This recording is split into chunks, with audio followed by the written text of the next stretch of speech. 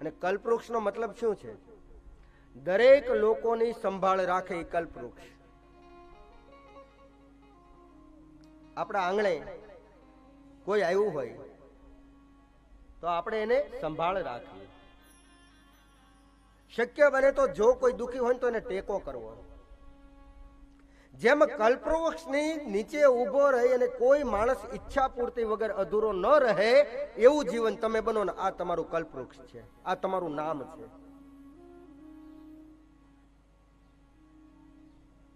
અને પરમાત્માએ જો આપણને દીધું હોય તો પરમાત્મામાં વાપરવું જોઈએ. આ કલ્પવૃક્ષ છે. થોડામાંથી થોડું અગર પૈસા વાળો હોય અને દાન દે તો સ્વાભાવિક છે, પણ ગરીબ માણસ જ્યારે દાન દે ને, આ કલ્પવૃક્ષ છે.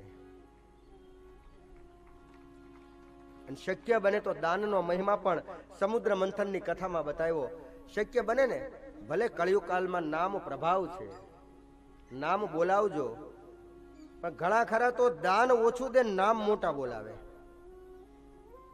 ક્યાંક હોસ્પિટલ હોય, ક્યાંક સ્કૂલનો ખંડ હોય, અને એમાં કદાચ પંખા દાનમાં દીધા હોય અને પંખાના 3 પાખ્યા હોય, 3 પાખ્યા ઉપર 3 પેઢીના નામ લખ્યા હોય. દાખલા તરીકે પહેલી પેઢી રામુભાઈની, બીજી મૂળજીભાઈની, ત્રીજી ચંદુભાઈની. અને પછી જેવી ઓલી સ્વિચ પડે એટલે રામુ મૂળજી ચંદુ, રામુ મૂળજી ચંદુ, રામુ મૂળજી ચંદુ, 3 પેઢીને ચક્રાવે ચડાવશો તમે. નામ દાનનો બરોબર છે, પણ ગરિમા સચવાય એટલું ધ્યાન રાખજો. નહીતર આપણે ક્યાં દાન દીધું છે? જો મનમાં આવો વિચાર આવે ને તો જ આપણું કંઈક થાય. આપણે ક્યાં દાન દીધું? ભગવાને આપણને આપ્યું ને આપણે ભગવાનને દેવાનું છે. અને આપણે આરતીમાં પણ બોલીએ છીએ ને, ભગવાનની આરતી આપણે બધા ગાઈ ને, તે લગભગ બધા બોલતા હોય ને. શું બોલતા હોય? તેરા તુझको अर्पण क्या लागे मेरा,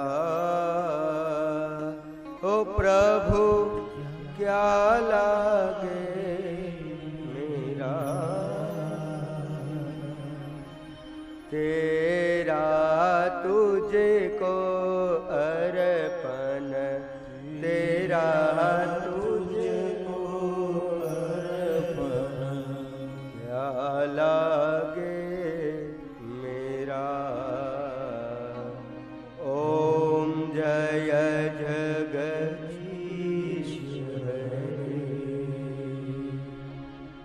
તન મન ધન સબ તેરા.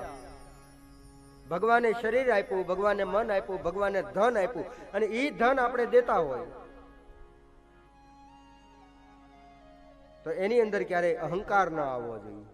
તો આ આપણું છઠ્ઠું દ્રવ્ય, જેને હું ને તમે કલ્પવૃક્ષ કહીએ છીએ. તો કલ્પવૃક્ષ, આપણે કોઈ ફળની પ્રાપ્તિ જોતી હોય તો પહેલા ફળને વાવવું પડે, એનું બીજનું રોપણ કરવું પડે.